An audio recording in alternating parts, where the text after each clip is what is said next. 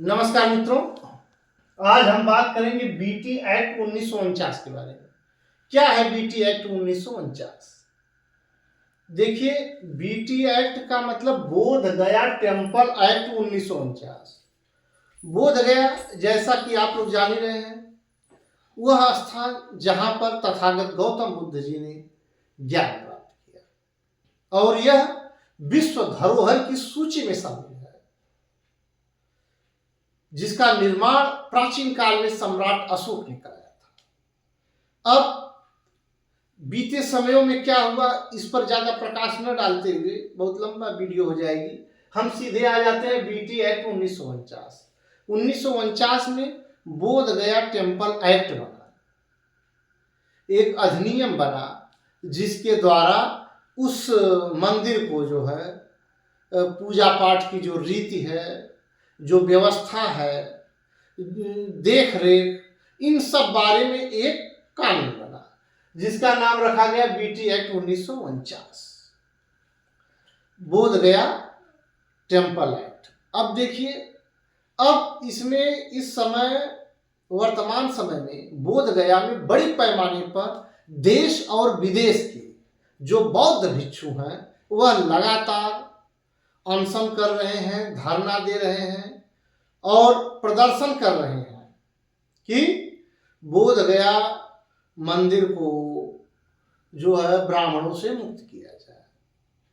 अब क्या है मामला, इस पर थोड़ा सा हम प्रकाश डाल लेते हैं। आखिर क्यों विवाद हो रहा है, जबकि जो यह सोसाइटी बनी, एक्ट बना, तो इसमें उस समय प्रावधान रखा गया कि 4 बौद्ध रहेंगे सदस्य, 4 हिंदू, और जो बोध गया के मजिस्ट्रेट हैं, जिला मजिस्ट्रेट, वह पदेन अधिकारी रहेंगे।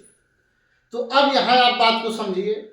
अब मूल मुद्दा यह है कि वह बौद्धों की धरोहर है।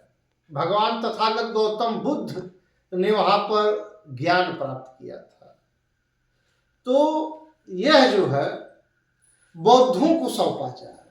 इसमें जो 4 मूल जो मुद्दा है जिस पर लेकर अनशन आंदोलन हो रहा है कि जो 4 हिंदू सदस्य रखे गए हैं उनको वहां से बाहर किया जाए, क्योंकि बौद्धों की विरासत को बौद्ध ही अच्छे से रख सकते हैं।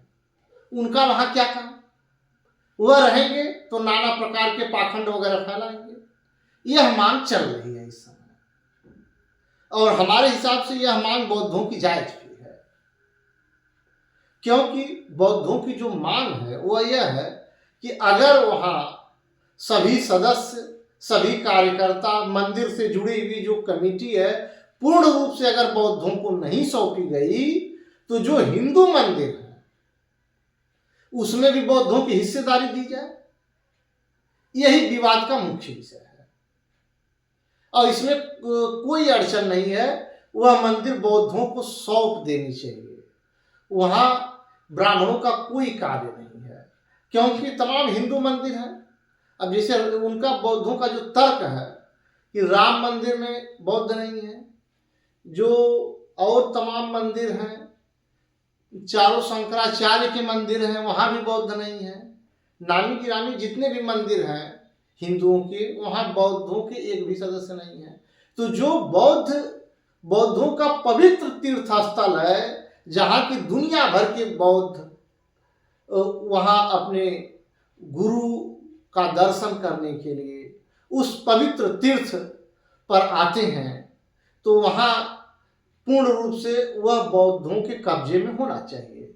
ब्राह्मणों के कब्जों से मुक्त कराने के लिए इस समय आंदोलन चल रहा है, और उनकी मांग है कि जो बीटी एक्ट 1949 है उसको रद्द किया जाए और पुनः उसके स्थान पर नए एक्ट को लाया जाए जिसमें पूर्ण स्वामित्व बौद्धों का हो।